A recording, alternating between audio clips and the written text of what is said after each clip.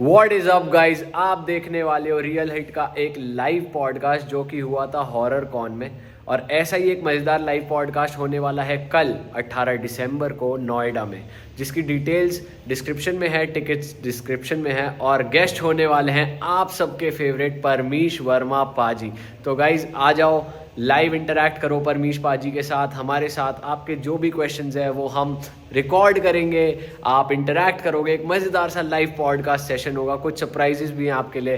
तो जो लोग भी फ्री हैं गाइस, टिकट्स बुक कर लो, डिस्क्रिप्शन में टिकट्स हैं। आ जाओ, लाइव मिलते हैं कल नोएडा में। दोनों चलते चलते आ रहे थे, तभी अचानक से उसको बहुत तेज ठंड लगती है, बहुत ज़्यादा तेज ठंड लगती है। वो कांपने लगती है बुरी तरह से। उसको कांपता हुआ देखकर प्रिया बोलती, क्या हुआ तेरे को? वो कुछ बोल ही नहीं पा रही थी। वो देखती है शमशान है पास में, पकड़ती है उसको, लेकर जाती है घर के पास। जैसे वो शमशान की बाउंड्री क्रॉस करता है, बिल्कुल नॉर्मल सी हो जाती है वापस। रात को एकदम से दोनों के दोनों सेम टाइम पर चलने लग गई बहुत तेज। निर्मला मुझे मत मारो, निर्मला मुझे मत मारो, मैंने कुछ नहीं किया, निर्मला मुझे मत मारो। दोनों को एक ही जगह लाया गया, दोनों को एक ही जगह बैठाया गया और एक पंडित जी को बुलाया गया। उन्होंने बैठकर सीमा को हिप्नोटाइज किया। जैसे उन्होंने उससे पूछा कि क्या देख रही है, तो बोल रही कि मुझे निर्मला अपनी कब्र के ऊपर बैठी हुई दिख रही है। उसने वही कपड़े पहन रखे जिसमें उसको गाड़ा गया था, और मुझे देखकर एक बहुत ही क्रीपी सी, मतलब बहुत डरावनी सी हंसी हंस रही है। तभी एकदम से निर्मला बहुत तेज भाग के इनके घर की तरफ आना शुरू करती है, और आकर वो घर के बाहर खड़ी हो गई है, और वो बस उसी को दिख रही थी, किसी और को नहीं दिख रही थी। फिर उन्होंने आके दोनों बच्चियों के ऊपर कुछ किया, लॉकेट वगैरह उनको दिया, और बोला कि अभी ठीक है, आज के दिन को लड़की दिखाई नहीं देगी। उन्होंने कहा कि तुम लोग ना गलती से उस रास्ते में मत जाना, वरना फिर ये सब खत्म हो जाएगा वापस से। क्या हाल है? कर रहे हैं, जिम कर रहे हैं। तो आज जो हमारे गेस्ट हैं पॉडकास्ट के, वो one of the best horror story narrator हैं और टीचर भी हैं, मिस्टर प्रिंस सिंह। तालियां हो जाए, तालियां। स्वागत है सर। आज हमारे लिए बढ़िया एंटिटीज की कहानियां लेके आए हैं, रियल।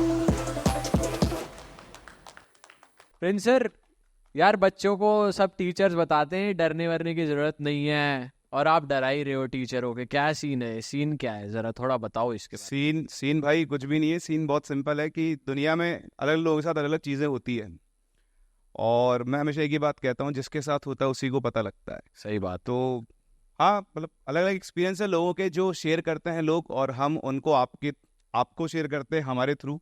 सही बात। सो द पॉइंट इज, होता है नहीं होता है, हम बहुत बार डिबेट कर चुके हैं, और इस पर आई थिंक डिबेट करने की जरूरत है भी नहीं।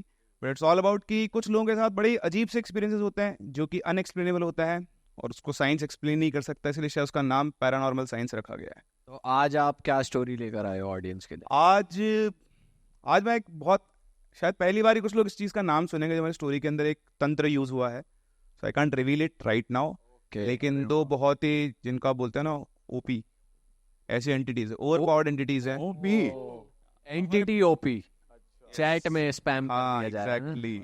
चलो दोस्तों, शुरू करते हैं। एक बार तालियां हो जाए प्रिंस सर के लिए। Thank you. आ जाओ जी। चलिए, तो आज की कहानी जो है वो बेसिकली एक तांत्रिक के परिवार की है ना। तो तांत्रिक बहुत अलग अलग तरीके के होते हैं। आप सभी तांत्रिक वर्ड आते ही सबको लोग लगता है कि एक आदमी को जो किसी को भी वश में कर लेगा, कुछ भी कर लेगा। वशीकरण याद आता है मुझे। हाँ, वशीकरण भी होता है। मतलब कभी भी आपको अगर आपके घर के बाहर कोई आ जाए बोल दे कि मैं तांत्रिक हूँ, तो आपके हाथ पर एक बार फूल जाएंगे कि इसको अंदर बुलाऊंगे नहीं बुलाऊंगे। तो खैर, इनकी अलग अलग कैटेगरीज होती हैं। तो यहाँ पर एक तांत्रिक का परिवार रहता था, महाराष्ट्र की ये स्टोरी है। और ये एक परिवार था, इनकी पीढ़ियों तक मतलब सब लोग तांत्रिक क्रिया करते थे। तो इनके फादर, जो एक लड़की निर्मला, और जिसके साथ ये सब इंसिडेंट हुआ, जिसकी फैमिली के अंदर सब इंसिडेंट हुआ, तो इनके जो फादर थे वो भी एक बहुत अच्छे सिद्ध तांत्रिक थे। उनके दादाजी थे वो भी एक बहुत पहुंचे हुए तांत्रिक थे।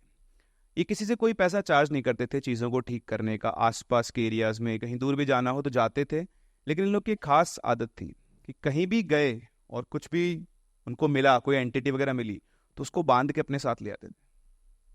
ऐसे बहुत सारे लोग करते हैं, मैंने कई लोगों से सुना है ऐसा। तो उसको बांध के ले आते थे, और ताकि दोबारा किसी को परेशान ना करे, और किसी से एक सिंगल रुपया भी नहीं लेते थे। लेकिन जिस गांव में रहते थे, उस गांव में इनका जो घर था, सबसे लेविश घर, सबसे आलीशान घर। घर के अंदर गांव के हिसाब से सारी सुख सुविधाएं।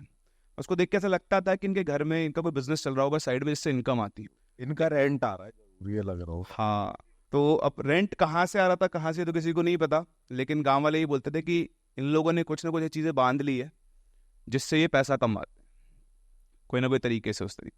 तो ये चल रही थी, इनकी लाइफ बढ़िया चलती थी। तो इनकी फैमिली के अंदर ये 2 लोग थे, दोनों तांत्रिक थे, बाप बेटा। उनके 4 बच्चे थे, 1 लड़का और 3 लड़कियां। तो इन्होंने कोशिश की अपने अगली जनरेशन को ये सब चीज़ें सिखाने की, लेकिन उनका इसमें कोई इंटरेस्ट नहीं था कि हमको ये सब नहीं सीखना, तुम लोग करते रहो अपना अपना। ये अगली जनरेशन होती है ऐसी है ना, पुराना जो हाँ। बाप काम कर रहा होता है वो करना ही नहीं चाहते थे अगला। वो कुछ नया करना चाहते हैं, कुछ तूफानी करना चाहते हैं अपनी लाइफ। जब तक बाप अंबानी ना हो। पर भाई यहाँ तो था ही ना, यहाँ बिना काम के पैसा आ रहा था यार। आपको अच्छा एक बताओ, आपको अगर ऐसी कोई विद्या पावर मिल जाए कि बिना काम के पैसा आता रहे, तो आप क्या करोगे? वही करेंगे। भाई घर लौटेंगे हम तो। आप लोग क्या करोगे वैसे? अगर आप लोगों को मैं एक ऐसी विद्या ऐसा कुछ सिखा दूं जिससे बस बैठा है घर पे आराम से ऐसे ऑर्डर देना है ना, अपन कहते हैं ना जेप्टो करते हैं, पैसा ले आओ, 50,000 की गड्डी लेकर आओ, घूमने जाना है, शॉपिंग पे जाना है, आप लोग ट्राई करोगे? स्टोरी सुन लो फिर देखते हैं। सो द पॉइंट इज कि उनके पास ये सब कुछ था। अभी ये जो लड़की थी निर्मला, इसका अपने पड़ोस के एक लड़के से अफेयर चल रहा था, उसका नाम था रमेश। रमेश को इनकी पूरी फैमिली के बारे में सब कुछ पता था, क्योंकि निर्मला जो थी उसको बताया करती थी चीज़ें। तो उसने कई बार उससे पूछा भी था, उसने बताया भी था कि बाबा मतलब दादाजी और पापा दोनों जब भी कहीं बाहर जाते हैं तो वो कुछ ना कुछ आते हैं सीधे घर में, किसी से कोई बात नहीं करते। और हमारे घर के अंदर एक कमरा है, तो कमरा ऐसे एक कमरा, फिर उसके अंदर एक और कमरा, और उसके अंदर एक और छोटा सा कमरा है, करीबन 7x8 का, 50-60 स्क्वायर फीट का, जिसके अंदर सिर्फ 2 आदमी आराम से बैठ सकते हैं। तो वो जब भी आते हैं वो सीधा उस कमरे के अंदर जाते हैं, आधे 1 घंटे से पहले बाहर नहीं निकलते। तो उसने पूछा कि इस कमरे में है क्या? तो बोले मेरे को तो नहीं पता, लेकिन एक बार मैंने अपनी मम्मी से पूछा था, तो इन्होंने मम्मी ने बताया कि बेटा ये अपने घर का एक बहुत बड़ा राज है, हमारा ये जो घर चल रहा है, हम जो भी कुछ कर रहे हैं, हमारी ज़िंदगी चल रही है, वो सब उसी कमरे से चलती है।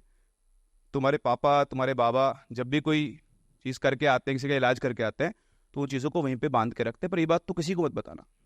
अब इंसान प्यार में हो, राज ना बताए तो ऐसा हो ही नहीं सकता। थोड़ा वैसा सा कमरा लग रहा है जैसे कॉन्जरिंग में एड एंड लॉरेन का कमरा नहीं था, जहाँ पे वो गोश्त सारे एक साथ रख। हाँ एग्जैक्ट, ऐसा कुछ। ये वाकई में रियल में होता है ऐसा। मतलब आप लोग शायद विश्वास नहीं करोगे, बट मतलब मेरे को एक है हमारे जानकार भैया, उन्होंने बताया था कि उनके साथ काम करते थे, वो लेकर आते थे अपने घर में चीज़ों को। तो ऐसे होता है, कई लोग लेकर आते हैं, उनसे अलग अलग काम करवाते। तो ये भी वही फैमिली थी, बड़े किसी को नुकसान नहीं करती थी। ठीक है, सब कुछ बढ़िया चल रहा था, दोनों का अपना बातचीत हुआ करती रोजाना। रमेश जो था बड़ा ही क्यूरियस था, उसको बड़ा मजा था सुनने में, देखने में, जानना चाहता था कि वाकई में तंत्र वंत्र कुछ होता है, लोग पागल बनाते हैं, और ऐसी कोई अगर एंटिटी है तो ऐसी कौन सी एंटिटी है जो भाई आपको दौलत देती रहेगी बैठे बैठे बिना कुछ की। तो उसको बहुत इंटरेस्ट था, वो बार बार निर्मला से यही बातें किया करता था।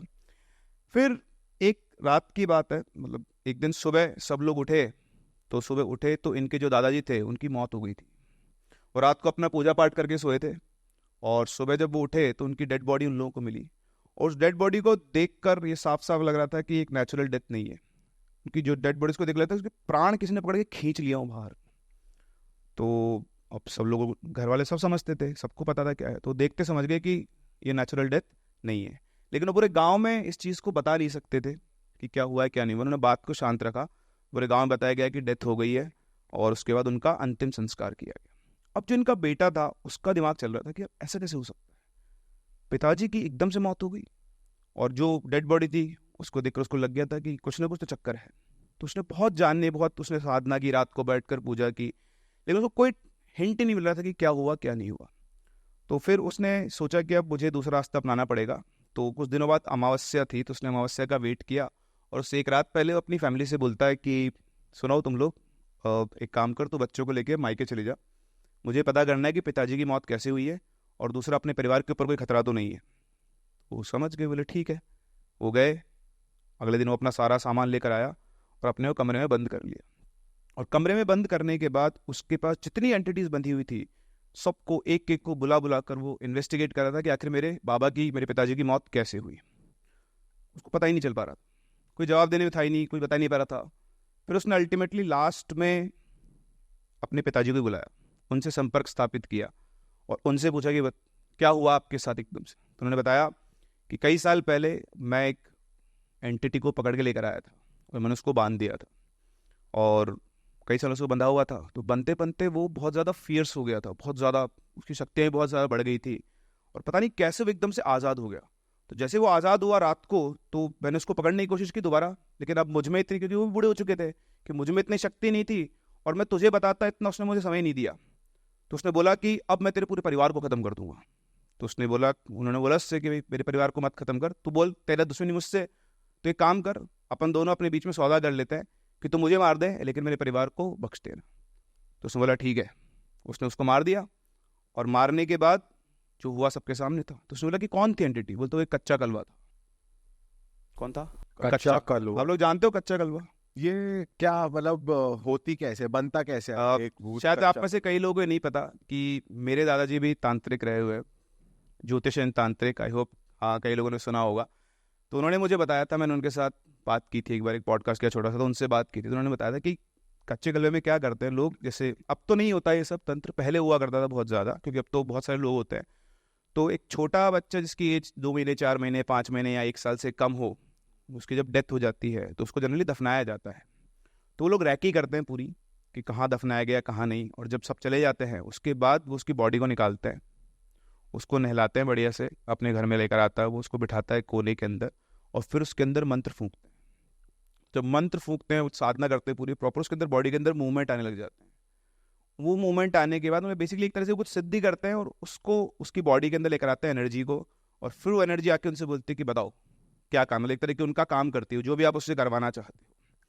तो उन्होंने मुझे बताया था कि ऐसे इस तरह से को सिद्ध करते हैं, और फिर उसके बाद आपको जो काम करवाना है वो करवाओ। लेकिन ये बहुत, एक तो ये बच्चा है, वो बॉडी एक्चुअली जिंदा हो जाती है, ऐसा हम्म। होता है या फिर कैसे होता है? कहते हुए कि बॉडी के अंदर मूवमेंट आते हैं, तो क्लियर हो गया कि आपने समय, शायद इंडिकेशन होगा कि बॉडी के अंदर अगर मूवमेंट आ गया तो आपका वो एंटिटी सिद्ध हो गई। उसके बाद तो बॉडी का क्या करते हैं पता नहीं, तो ये लेकिन एनर्जी किसी और की होती है, कोई और एंटिटी होती है, फिर वो बच्चा ही होता है? कोई और एंटिटी होती है, बच्चा नहीं, तो बच्चा इज द मीडियम। अच्छा, वैसे तो मांगती भी है ये वापस की, जैसे मुझे कुछ फायदा लेना है इससे? बता रहा हूँ, वो उसका बहुत सिंपल है। बच्चा क्या मांगेगा? बच्चे की एनर्जी है। टॉफी तो आजकल किंडर जॉय चल रहा है। हाँ भाई, ये बहुत सही था, लेकिन मैंने एक्सपेक्ट नहीं किया था टॉफी आएगी बीच में।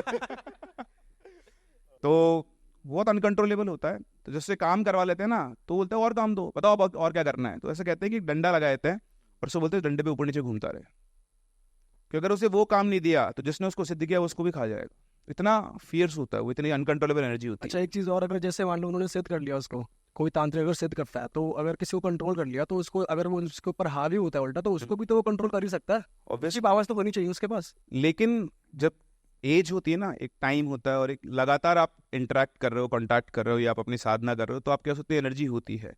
धीरे धीरे टाइम के साथ साथ मैं उसको बांध रखा था। आप एक छोटे बच्चे को एक कमरे में बांध दो 10 दिन, फिर देखो कितना खूंखार हो जाता है।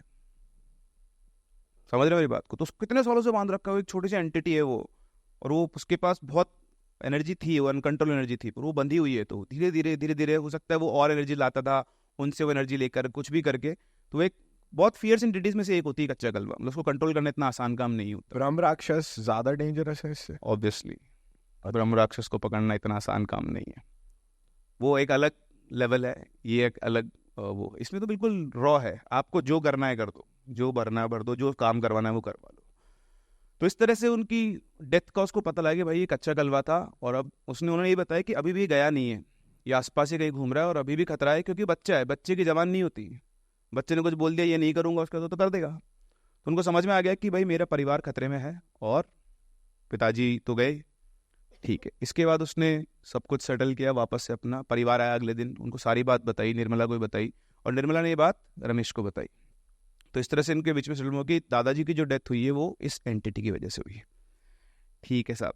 अब अगले ही दिन वापस से जो इनके पिताजी ने पता किया था सब कुछ, नेक्स्ट रात को सब लोग सो रहे थे, अचानक से इनके घर की छत के ऊपर किसी के दौड़ने की आवाज़ आई। कोई पैर पटक पटक कर दौड़ रहा हो, और किसी और की हिम्मत तो थी नहीं। तो इनके जो पिताजी थे वो गए ऊपर, वो ऊपर गए, किसी को बताया भी नहीं उन्होंने, जब वो गए सब लोग सो रहे थे अपना अपना, उनको आवाज़ आई तो वो ऊपर गए। ऊपर जाकर वो वापस नहीं आए। सुबह जब ये उठे तो उठ के छत पे पहुंचे, ढूंढते ढूंढते कि पिताजी कहाँ गए, मतलब घर में कहीं नहीं मिले। तो छत पे टहल रहे होंगे, तो वहाँ पर उनकी डेड बॉडी पड़ी हुई, और उनको देखकर ऐसा लग रहा कि उनको किसी जहरीले कीड़े ने काट लिया। मुंह से झाग निकल रहे थे, पूरा शरीर नीला पड़ा हुआ था। 3-4-5-7 दिन के अंदर ही बाप और बेटे दोनों की मौत हो गई। पूरे घर गांव के अंदर खबर फैल गई कि यार इस तरह से दोनों बाप बेटे की डेथ हो चुकी है। अब सिलसिला तो शायद यही रुक जाना चाहिए था, लेकिन रुका नहीं। इसके बाद एक एक करके इनकी फैमिली के हर मेंबर की 1 साल के अंदर डेथ होना शुरू हुई। कोई बीमारी से मर रहा है, कोई एक्सीडेंट से मर रहा है, और लास्ट में बची निर्मला। निर्मला की तबीयत भी बहुत ख़राब रही, 1-1.5 महीने से वो बेड पर ही थी। जब उसका लास्ट टाइम आ गया तो उसने रमेश को बुलाया और रमेश से कहा कि सुनो रमेश, मेरा शायद अंत आ गया है और मेरी एक इच्छा है, बस तुम वो पूरी कर देना। तो बोलता है बताओ तुम्हारी क्या इच्छा है, मैं ज़रूर पूरी करूँगा। तो बोलता है तुम मुझे जलाना मत, मेरा अंतिम संस्कार वैसे मत करना, मुझे दुल्हन की तरह कपड़े पहनाना और पूरा तैयार करके जैसे एक दुल्हन विदा होती है वैसे मुझे विदा, मतलब जलाने की जगह तुम मुझे शमशान ले जाके दफना देना बस। तो उसकी इच्छा सबको बताई गई, सबने कहा भी ठीक है भाई, जैसा बोल रही वैसा करते हैं इसके लिए। अच्छा, इस बीमारी के दौरान निर्मला के बाल उड़ गए थे सिर के सारे, तो वो सिर के ऊपर एक कपड़ा बांध के रखती थी वाइट कलर का। उसी सेम फॉर्म में उसको दफनाया गया। अब दफना दिया, दफनाने के करीबन 7-8 दिन के बाद ही निर्मला का दिखना शुरू हुआ। और सबसे पहले निर्मला दिखती है रमेश की 2 बहनों को। तो रमेश की 2 बहनें थी, एक का नाम था सीमा और एक का नाम था उर्मिला। ऐसे ही रमेश का एक दोस्त था विमल, जुआ केसरी वाला नहीं तो उसका एक दोस्त था विमल। तो विमल जो था वो इसका बहुत अच्छा फ्रेंड था, इसके सब चीज़ों में रहता था। और उसकी भी 2 सिस्टर्स थी। तो इन्होंने क्या किया, एक दिन ये रमेश की बहन और उसकी बहन दोनों फैमिली टर्म्स थे बहुत अच्छे, तो दोनों मार्केट जा रही थी। तो मार्केट जो रास्ता था उसमें वही शमशान पड़ता था जहाँ पर उसको दफनाया गया था। तो जब वो वापस आ रही थी, मई का टाइम था, दिन के शायद 4 या 5 बज रहे होंगे। जब वो वापस आ रही थी तो आते आते एकदम से जो सीमा थी वो शमशान वाली साइड थी और जो उसकी सिस्टर थी, दोस्त की सिस्टर, वो इस तरफ थी, प्रिया नाम था उसका। तो वो दोनों चलते चलते आ रहे थे, तभी अचानक से उसको बहुत तेज ठंड लगती है, बहुत ज़्यादा तेज ठंड लगती है, वो कांपने लगती है पूरी तरह से। उसको कांपता हुआ देखकर प्रिया बोलती क्या हुआ तेरे को? तो कुछ बोल ही नहीं पा रही थी। वो देखती है शमशान है पास में, पकड़ती है उसको, लेकर जाती है घर के पास। जैसे वो शमशान की बाउंड्री क्रॉस करता है बिल्कुल नॉर्मल सी हो जाती है वापस से। उसने पूछा क्या हुआ तुझे? तो बोलती कि यार मेरे को बहुत तेज ठंड लग रही थी उस टाइम पर। तो बोलते ठंड लग रही थी, ठीक है कोई बात नहीं, नॉर्मल हो गई। घर पहुंची, आराम से खाना वाना खाया दोनों ने। रात को एकदम से सीमा को बहुत तेज बुखार आया, बहुत ज़्यादा तेज बुखार, बिल्कुल तप रही थी वो और बिल्कुल निढाल हो चुकी थी। बुखार आने के 5-10 मिनट के अंदर ऐसा जान ही नहीं इसके शरीर के अंदर।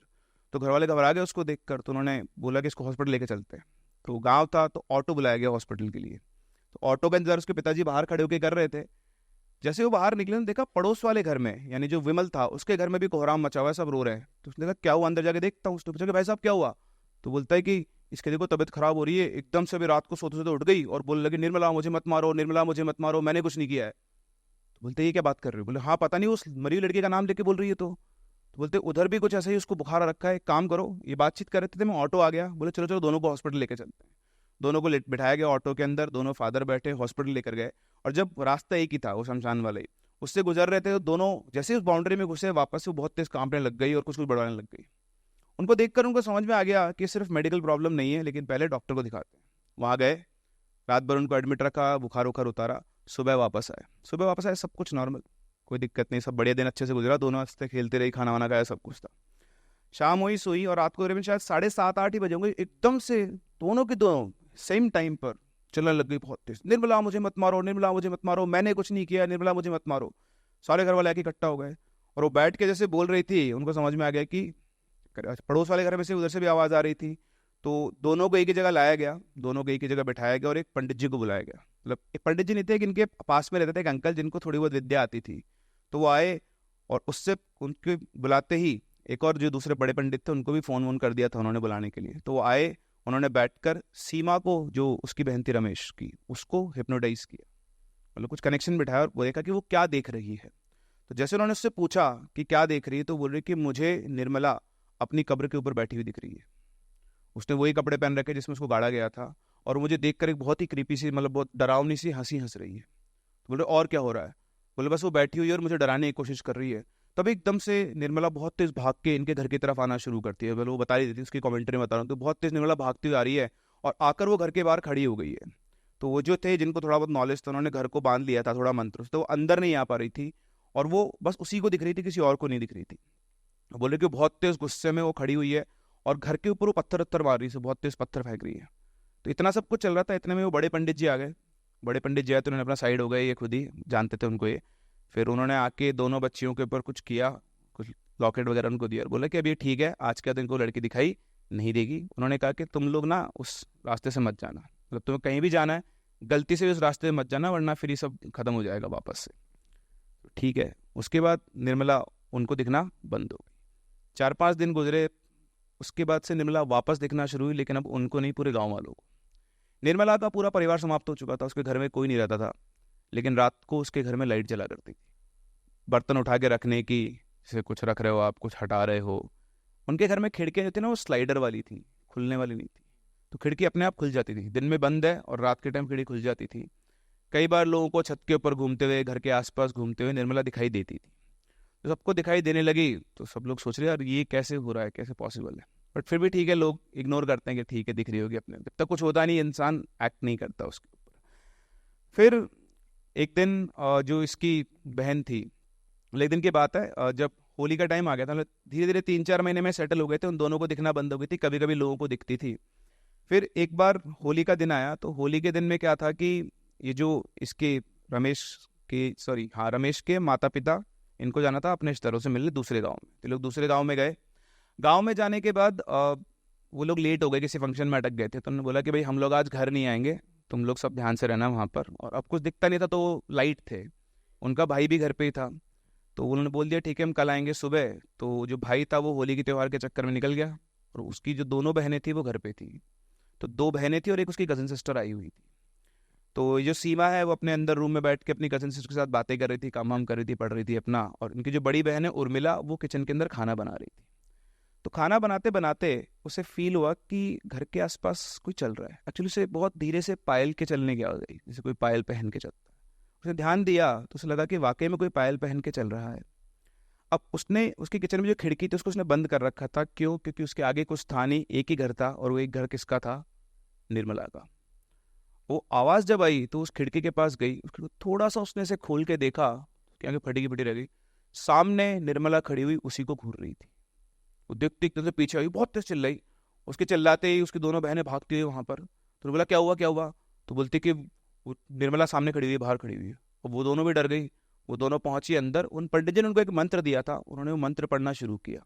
और जैसे उन्होंने मंत्र पढ़ना शुरू किया, उनकी छत के ऊपर भी वैसे ही कोहराम शुरू हो गया, कोई भाग रहा तेज तेज तेज। उन्होंने फटाफट से फोन उठा के अपने भाई को फोन किया और लगातार उन्होंने मंत्र उच्चारण शुरू रखा। उसका भाई सुनते ही भागते हुए आया घर पे।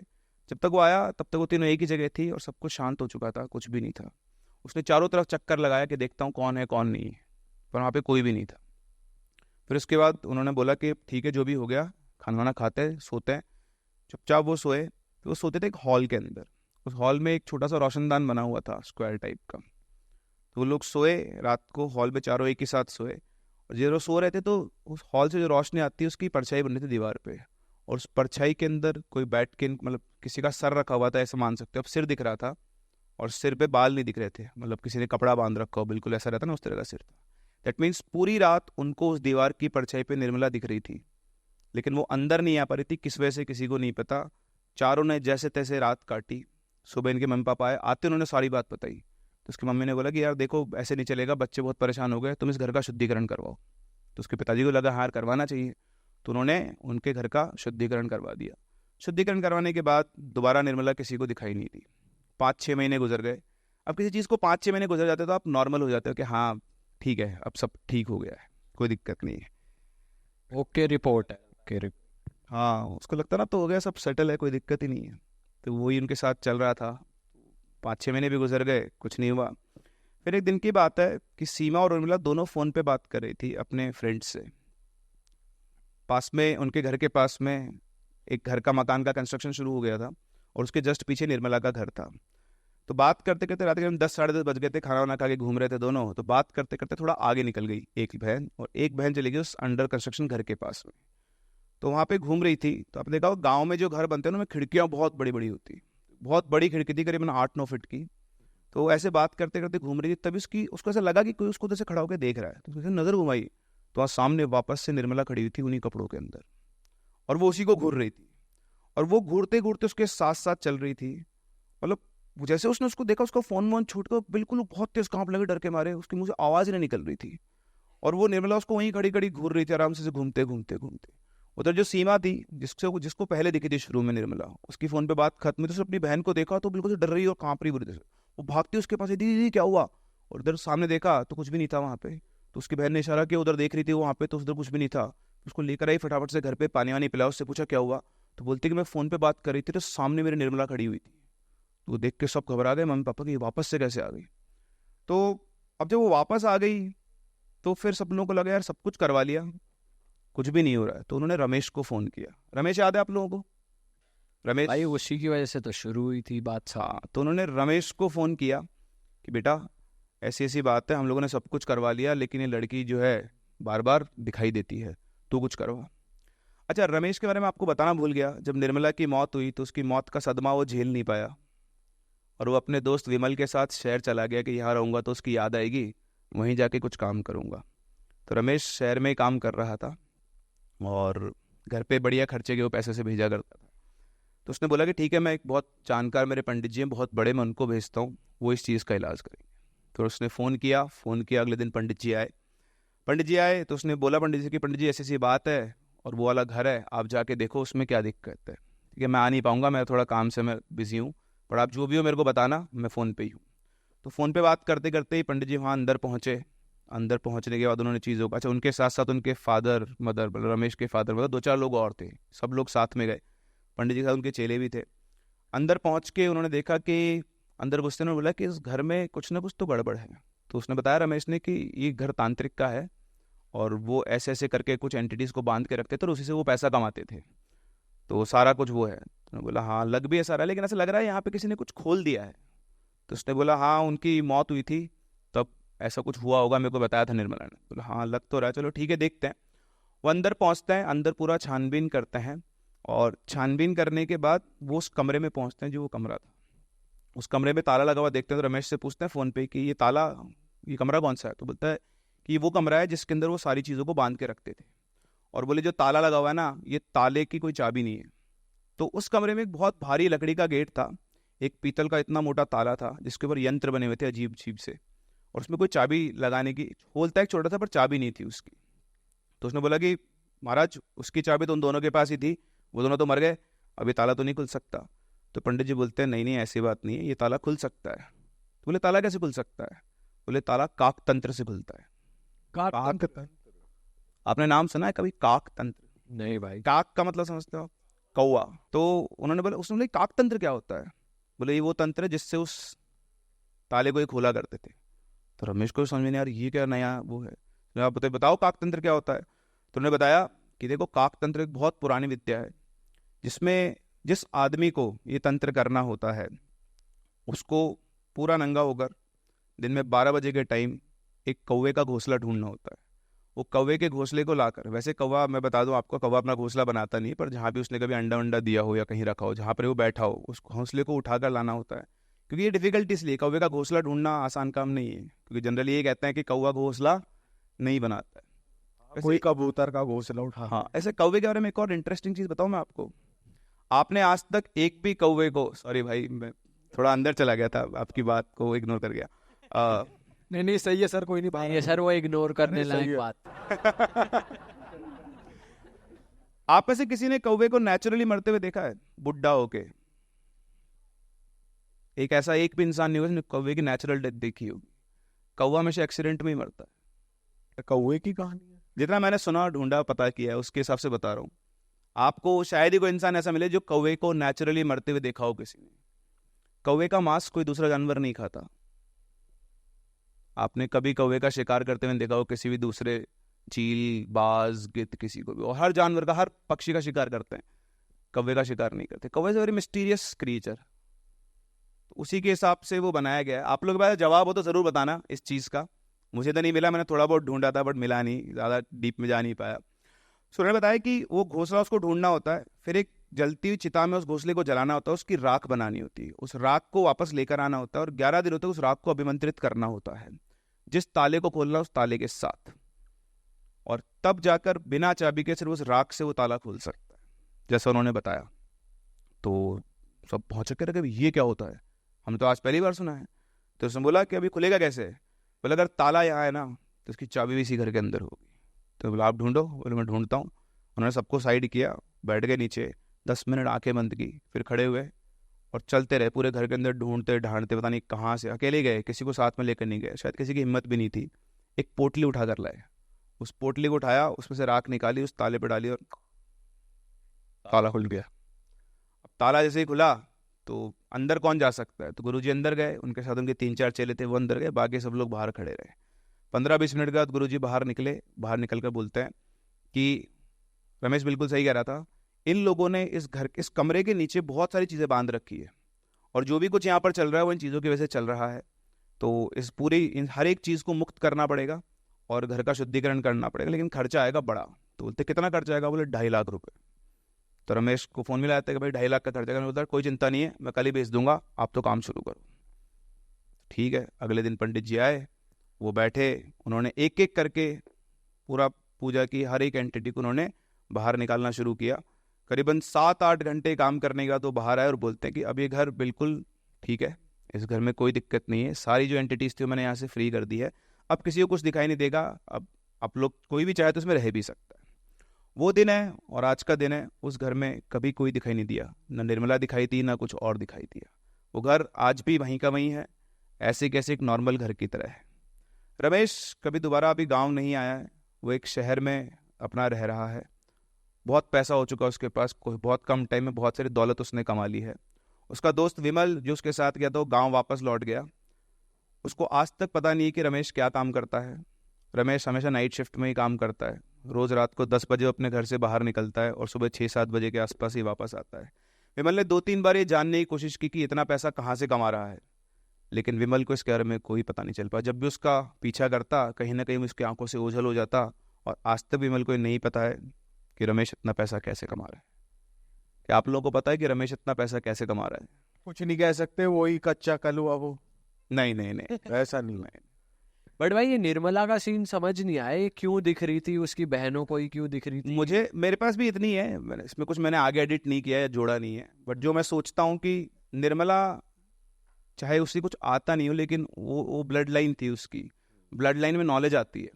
तो हो सकता है उसके पिताजी ने, उसके दादाजी ने उससे कनेक्ट किया और उसे बताया कि भाई हमारे मरने का कारण कोई और नहीं है, रमेश है। क्योंकि जाने का उनको पता लग गया हो कि वहाँ का ताला किसने खुलवाया है। तो उसने रमेश से स्पेसिफिकली बुला के बोला कि मुझे एक सुहागन की तरह दफनाना, जलाना मत, अच्छा वरना मैं वापस कैसे आऊंगी। सर, जैसे आपके पास स्टोरीज आती हैं, सब्सक्राइबर्स आपको भेजते हैं, कुछ स्टोरी में लूप होल दिखता है, जैसे बिल्कुल। पूछा निर्मला हाँ। क्या बना, वो कैसे वो दिख क्यों रही थी, वो तो आप आगे से नहीं क्रॉस क्वेश्चन करते उनसे करता हूँ, बट कंप्लीट करने के लिए? एक्चुअली क्या होता है ना, ये थर्ड पर्सन वो रहता है भाई, कोई भी अभी ये ऐसी डीप चीज़ कोई घर वाला नहीं बताएगा, तो जो पड़ोस में रहते हैं, जो गांव में बात चल रही है, वो लोग बताते हैं कि ऐसा ऐसा यहाँ पर हुआ है। तो जितना वो बताते हैं, हाँ कहीं कहीं ब्रोकन होती है स्टोरी, तो वहाँ पे पॉइंट्स ऐड करने होते हैं। बट मैं चाहता तो इसको और स्ट्रेच कर लेता, मैं अभी निर्मला को और बुला लेता, रमेश को मरवा देता, बट वो हुआ ही नहीं है। स्क्रिप्ट राइटर से बहुत बेटर है, सही बात है। हाँ, वो हुआ ही नहीं है, तो फिर मैं कैसे बनाऊँ उसको, मतलब नहीं उस चीज़ को बनाने का। वैसे जैसे अभी पूरी आपकी जो भी ये रियल स्टोरी थी, इसमें शमशान घाट पे जाने का भी जिक्र। हाँ, तो अगर कोई बाय चांस, मैं आपसे पूछना चाह रहा हूँ, कोई गलती से चला गया या फिर कोई गुजर है, किसी को पता है कि भाई मेरे रास्ते में आता ही आता है, तो क्या प्रिकॉशन वो ले सकता है कि जिससे उसके ऊपर नेगेटिविटी ना आए? भाई आपका जो क्वेश्चन है, मैं अभी अगली स्टोरी पे काम कर रहा हूँ, जो मैं करने वाला हूँ जाके, उसमें यही बताया गया है कि शमशान में ऐसा नहीं कि आप जाओगे और आपको भूत दिख जाएंगे। ये जो तांत्रिक्स होते हैं ना, रात को वहाँ पे इसलिए जाते हैं कि डिस्टर्बेंस बिल्कुल जीरो होता है। अभी अपने शहर के शमशान की बात मत करो, आप किसी गाँव साइड जाओ, खूब अंधेरा होता है, कोई नहीं होता आसपास में, तो वहाँ वो जाते हैं, इसलिए जाते हैं कि डिस्टर्बेंस ना हो, कोई इनको परेशान करने ना आए, पहली बात। दूसरी बात, जो मैं स्टोरी पे काम कर रहा हूँ उसमें बताया गया है कि उसके द्वार खोलने होते हैं। वो जो डायमेंशन होता है ना, उसके डायमेंशन को ओपन करना पड़ता है। आप डायमेंशन ओपन करोगे तभी इंटरेक्ट कर पाओगे, ऐसे आप जाओ घूम फिर के आ जाओ, आपको कुछ भी नहीं होगा। अनटिल अनलेस आपका ऑरा बहुत डाउन है, आपके जो ग्रह नक्षत्र है इतने बर्बाद है सकता है कि मिलेगा ही मिलेगा, तो आपको कुछ दिख सकता है, कुछ हो सकता है। बाकी 99% आप सोचो ना, मैं भी थोड़े दिनों पहले एक जंगल में गया था भाई, रात को 7:30 बजे, खूब अंधेरा, वहाँ अपने आप ही भूत दिख रहे थे, दिमाग दिखाता है, उनको लग रहा कोई आ रहा है, कोई जाएगा। तो आपको मैं अगर रात को 2 बजे शमशान में छोड़ दूं नॉर्मल आदमी को, तो उसको दिखना ही दिखना है। उसने वैसे भी उन्होंने इतनी कहानियां सुन ली अपनी, तो दिखेगा ही दिखेगा पक्की। सही बात है भाई सर, वैसे आप खुद का ऑरा स्ट्रॉन्ग करने के लिए कुछ करते हो? नहीं भाई, बस बजरंग बली की पूजा, और कुछ नहीं। वही बहुत है वैसे, more than sufficient. Hanuman Chalisa सुन लो। हाँ, अरे आप मतलब मैं वैसे मैं बताऊं, मेरे लिए केस में तो मैं इतना नहीं डरता हूँ, मैंने 1-2 बार एक्सपीरियंस भी किए चीज़ें, बट आपके तो बहुत क्लोज फैमिली। हाँ मेरे तो चलता ही रहता है, अभी भी बीच बीच में होता रहता है कुछ ना कुछ। अब भी हो रहा है? नहीं, अभी तो नहीं हो रहा, बीच में हुए थे 1-2 बार इंसिडेंट। आपने एक किस्सा बताया था कि कोई पैर से सक कर रहा है तो कीलें निकल रही हैं, हाँ, तो ये रियल पॉसिबल है? ये तो मैंने अपनी आंखों से देखा है। अच्छा। और ये एक बार नहीं, किसी और के से भी सुना है मैंने, बट वो तो मेरी आंखों देखा है। ये आपका पैर है, यहाँ से मुड़ा खींचा, और ऐसे नहीं कि 1 या 2 ऑलपिन, 10-15 ऑलपिन एक बार में निकलती है। और चलो सब कुछ ठीक होता है, मैं इसमें वो था कि चल नहीं पा रहा था इंसान। वो जब प्रोसेस 3 बार हुआ ना, हफ्ते में 3 दिन किया था उन्होंने, चौथे दिन से बेटर हो गया, और आज तक दोबारा कभी वो बीमारी नहीं आई, जबकि कोई दवाई नहीं ली उसकी। दवाई लेके थक गए थे, पता नहीं क्या था, बट इसका मैं आई विटनेस हूँ। लेकिन समझ में आता है, जैसे आपने खुद देखा, आप कह रहे हो मैं आई विटनेस हूँ, लेकिन बहुत से ढोंगी बाबा भी हैं। बहुत है। मैं किसी को मतलब नो ऑफेंस टू एनीबॉडी, लेकिन जैसे बहुत से बाबा हैं, हमने सुना है कि वो लोग सक करके कैंसर निकाल रहे हैं, उनके मुंह में पहले से कुछ तो होता है पहले से कुछ तो होता है। तो जेन्युइनली ऐसा मतलब आपने खुद से देखा था लेजिट? नहीं नहीं, ऐसा कभी नहीं होता। मैं आपको मतलब गलत पॉइंट पे शक कर रहे हो या तो कितना भी गलत हो, कैंसर नहीं निकल सकता। हमारी ऑडियंस में किसी के साथ हुआ है कुछ रियल एक्सपीरियंस, कोई शेयर करना चाहे अगर? शमशान घाट पे गया है कोई? भाई वहां से कोई बंदा हाथ उठा रहा, बोलो ना भाई, बताओ ना, खड़े हो जाओ, आ जाओ स्टेज पे, आ जाओ आ जाओ। एक्सपीरियंस अच्छा होना चाहिए भाई, देख लो प्रेशर बन गया अब आप पे, इतने सारे लोगों को सुनाओगे आप। भाई, बहुत बहुत तालियों से स्वागत करें इनका।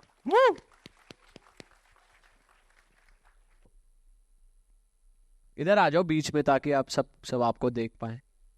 क्या नाम है भाई आपका? हेलो, मेरा नाम है नागरिका निर्लिप और मैं बिहार से हूँ, अच्छा, बिहार पटना।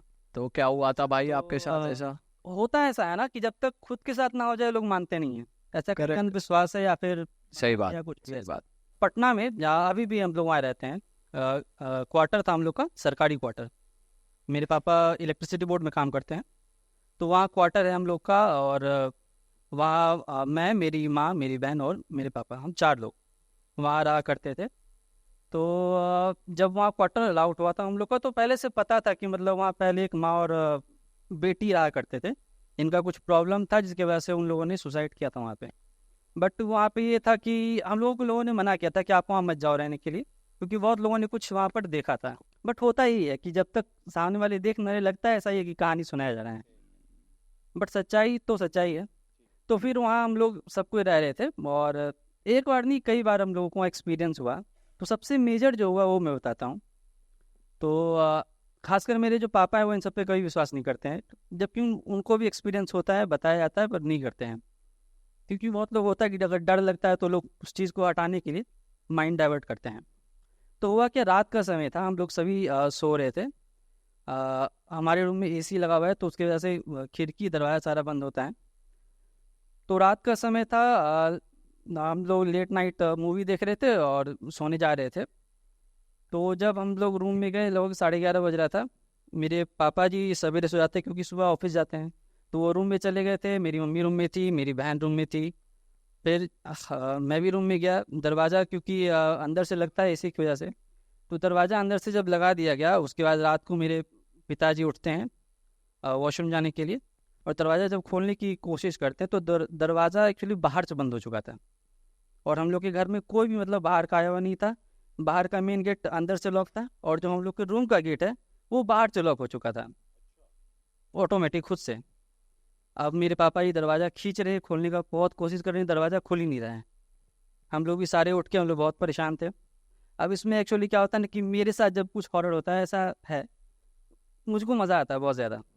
डर नहीं लगता, मैं एंजॉय करता हूँ, बहुत मज़ा आता है। तो मेरे फैमिली में सारे लोग बहुत परेशान हो गए क्योंकि दरवाज़ा खुल ही नहीं रहा था। आप बोल रहे हो हाँ, लड़ो लड़ो थोड़ी देर चल रहे हैं। हाँ, खुल ही नहीं रहा था। तो अब ऐसे सिचुएशन में भगवान ही याद आते हैं। पर आपको तो मजे आते बहुत हैं। मानते हैं आप तो भगवान को लेट बुलाते हो, हनुमान जी रुक जाओ, अभी मजा आ रहा है थोड़ा। हाँ, तो हम माता जी को बहुत मानते हैं, माता जी, शिव जी, हनुमान जी। तो सबका जाप शुरू हो गया रूम में। मेरी मम्मी, मेरी बहन और पापा जी दरवाज़ा तोड़ने का प्रयास कर रहे हैं पूरा कि खुले खुले। लेकिन फिर क्या हुआ कि बाहर से मतलब ऐसा आवाज़ आया कोई दरवाज़ा खोल दिया हूँ, जबकि कुछ हुआ नहीं। और उसके बाद अचानक से दरवाज़ा फिर खुल भी गया। फिर बाहर गए हम लोग, सारा चेक वेक किए, वहाँ कुछ नहीं था। तो वहाँ पे अक्सर क्या होता था, हम लोग के बगल में एक और रूम है 240 नंबर का। तो वहाँ पर जो है मतलब ऊपर कोई भी वहाँ रहने आता है, तो वहाँ पर रात को कभी कभी बहुत तेज़ आवाज़ आती है, जैसे कोई सामान फेंकता है, पटकता है, उस तरह का बहुत तेज़ आवाज़। तो हम लोग मतलब अक्सर सुना करते थे, बट फिर इग्नोर करते थे क्योंकि आदत हो चुका था। मजा आ रहा था। हाँ, मज़ा आता था। मुझको मज़ा आता था। बाकी मेरी मम्मी बहुत डरती थी, अभी भी डरती है, खासकर हम लोग के लिए परेशान रहती थी कि कुछ ज़्यादा खास ना हो। उसके बाद फिर मेरे मामा जी हैं, वो भी बहुत मतलब पूजा पाठ में रहते हैं, तो वो भी बहुत कुछ करवाए, बहुत कुछ बताए। उसके बाद हम लोग ने आखिर कर बाद में वो घर छोड़ दिया, अब किराया लेकर दूसरी जगह रह रहे हैं। तो ये सारा चीज़ बहुत मतलब ऐसा है कि होता है, ये नहीं है कि अंधविश्वास है। और जब होता है तो जब विटनेस होता है खुद के साथ तो पता चलता है कि है, क्योंकि ऐसे स्टोरी सुनने में जो है लगता है कि नहीं, ऐसे किसी का लिख कर स्क्रिप्ट करके बता दिया गया। सही बात। बाहर से मतलब हाँ। सिर्फ कुंडी लगी, हाँ बाहर से बंद हुआ और आप बोलोगे कोई भूत आया। हाँ, अब वो जो भी हो, अब जो नहीं होता है, भूत नहीं होता है। अच्छा प्रिंस सर, मुझे ना आपसे ये जेन्युइन बात पूछनी है, क्योंकि कई लोग, जैसे हम काफी हॉरर पॉडकास्ट करते हैं, आप भी इंटरेक्ट करते हो तांत्रिक से, कई लोग ऐसा कहते हैं कि ये जो एनर्जीज होती हैं आपको फिजिकली हार्म नहीं कर सकती, आपके ऑरा के आसपास आपके आसपास रहती हैं। कई चीजें होती हैं कि ये फिजिकली टच भी नहीं कर सकती, फॉर्म भी नहीं है, तो ये कुंडी लगा देना या सामान गिरा देना, ये एक्चुअली पॉसिबल होता होगा या फिर ये नहीं होता है एक्चुअली। वो है ना, अलग अलग एनर्जी के सोर्सेज हैं, कितनी स्ट्रांग है वो उसके ऊपर डिपेंड करता है। तो मूव करवाना चीज़ों को हो सकता है, लाइट से इंटरेक्ट करना हो सकता है, लेकिन मैं तो हमेशा ये बोलता हूँ कि आप एक बताओ, हाथ का दर्द कितने दिन रहेगा आपके, अगर हाथ में दर्द है तो 2 दिन 5 दिन, लेकिन दिमाग का दर्द जिंदगी भर रहता है। तो वो आप जो भी चीज़ें इंटरेक्ट करते हो आपके माइंड को कंट्रोल करते हैं और आपकी लाइफ में नेगेटिविटी को पुल करती है। जैसे मैं आपको कभी भी क्या होता है ना, आदमी जब एक बार नेगेटिविटी शुरू होती है तो हर चीज़ में वो नेगेटिव नेगेटिव नेगेटिव नेगेटिव होना शुरू कर देता है।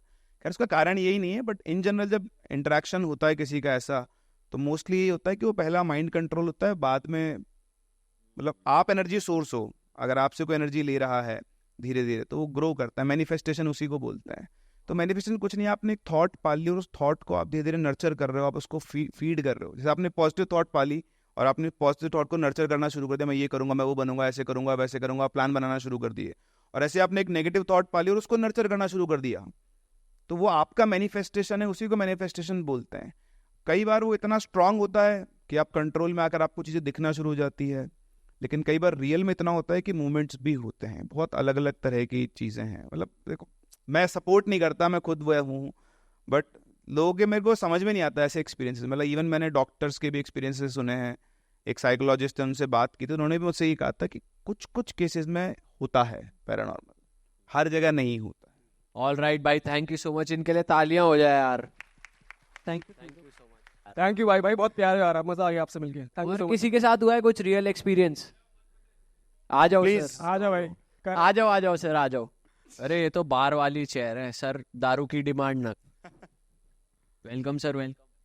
कहाँ का है भाई किस्सा, ये आपके साथ पर्सनली हुआ है, क्या हुआ है थोड़ा बताओ। It was a childhood story, मतलब childhood incident. Hello everybody, my name is Abhishek. I was in 8th standard. मैं सीधा स्टोरी पे आता हूँ, इंसिडेंट पे। I was in 8th standard. रात के 2 बजे थे मुझे। हाँ? तो एक मेडिकल इमरजेंसी हुई रात के 2 बजे, क्योंकि माँ से प्रेग्नेंट थी, तो मुझे अर्जेंटली नानी को बुलाने जाना था। पर वो नानी का घर था 500 मीटर दूर, तो वहाँ पे कोई था नहीं, तो मुझे सडनली खुद ही जाना पड़ा अकेले, क्योंकि मैं ही वहाँ पे था मासी के पास और बाकी लोग सो रहे थे। तो बाकी सबको जगा के मैं चला गया नानी को बुलाने अर्जेंटली।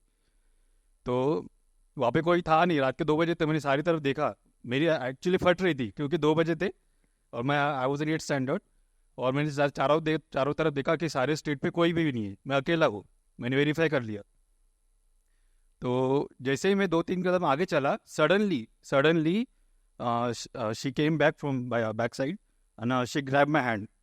इतना ज़ोर से पकड़ा उसने कि मैं छुड़ाने की कोशिश कर रहा था, पर इतना ज़ोर से पकड़ा था मैं छोड़ ही नहीं पा रहा था।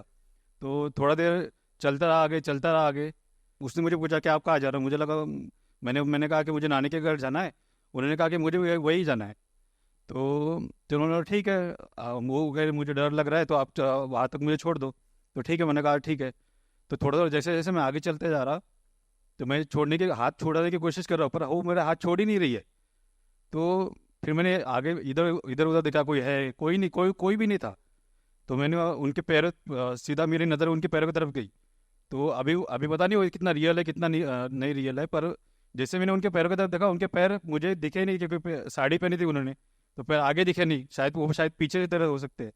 तो मैं जैसे नानी का घर आया, मैंने उनका हाथ छोड़ा के ऐसा झपटा मारा के भागा, नानी दरवाज़ा खोलो, नानी दरवाज़ा खोलो, नानी दरवाज़ा खोलो। पर वो दरवाज़ा खोलने में टाइम लग गया, उन्होंने जैसे दरवाज़ा खोला मैं सीधे बेड के नीचे घुस गया और नानी को बोला बाहर जाके देखो कोई तो भी है। और उन्होंने मेरा हाथ पकड़ा, ज़बरदस्ती खींच के लाया यहाँ पे। उन्होंने बाहर जाके देखा तो वहाँ पे कोई भी नहीं था। बस that was the incident happen to me. अभी कभी कभी लगता है कि ये मेरा माइंड का इल्यूजन था या शायद मेरे माइंड के उपज थी, पर अभी जैसे मैं बड़ा हो रहा हूँ तो मुझे इन चीज़ों में विश्वास नहीं है। तो मुझे लगता है कभी कभी ये इल्यूजन था मेरे माइंड। आपको तो होना चाहिए, आपके साथ हो रखा है। इन चीज़ों में मुझे विश्वास नहीं है एक्चुअली, पर मेरे साथ हो चुका है। यंग एज में तो ऐसे एक्सपीरियंसेस होते हैं, क्योंकि हम छोटी एज में बहुत डरते हैं ना चीज़ों से, क्योंकि अननोन जो भी होता है वो हमारे को दिमाग से बाहर होता है। तो मुझे ऐसा लगता है कि शायद आपको उस टाइम पे इल्यूजन ही हुआ है। वो कुछ ना कुछ आपने उससे 2-3 दिन पहले कुछ ना कुछ ऐसा सुना या हॉरर सुना होगा या कुछ ना कुछ ऐसा हुआ होगा। आप कभी कनेक्ट करोगे ना, आपको दिखेगा। मैं मतलब काफ़ी कन्फ्यूज हो, मतलब इनसे अगर इल्यूजन होता तो शायद मैं भूल भी जाता। अभी तक याद कैसे है? पर जिसने आपका हाथ पकड़ा था, आपने शक्ल वकल देखी थी उसकी? कुछ याद नहीं, मुझे कुछ नहीं है। मुझे इतना याद है औरत थी, साड़ी पहनी थी। भाई वैसे मुझे समझ नहीं आता ये साड़ी में ही क्यों होती है वाइट बिकिनी में क्यों? ये इनसे पूछो। भाई अमेरिका चलते हैं, इस सवाल का जवाब वहाँ मिलेगा आपको। ऑल राइट भाई, थैंक यू सो मच, आपकी स्टोरी सुन के मजा आ गया हमको। आपके लिए यार जोरदार ताली हो जाए भाई के लिए यार। तालियां। भाई ने अपनी स्टोरी अच्छी नरेट करी, वो मेन कैरेक्टर को इंट्रोड्यूस करना भूल गए। कह रहे मैं चलते चलते जा रहा था, उसने मेरा हाथ पकड़ लिया पीछे से। कौन थी क्या थी कुछ नहीं पता। चलो guys, thank you so much and you were a great audience. एक बार अपने लिए जोरदार तालियां guys. Thank you so much for coming and Prince sir, thank you सो एक मच। क्वेश्चन है मेरा हाँ आपसे। जी भाई। ऐसा रात को चलते थे, आपका कोई हाथ पकड़ ले तो भाई अगर वो पीयूष भैया तो कर ले जाएंगे भाई किसके? अपने।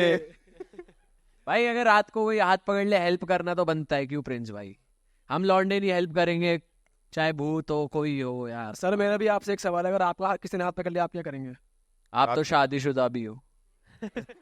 मैं तो मतलब सर कह रहे हैं मैं पब्लिकली क्यों बताऊं?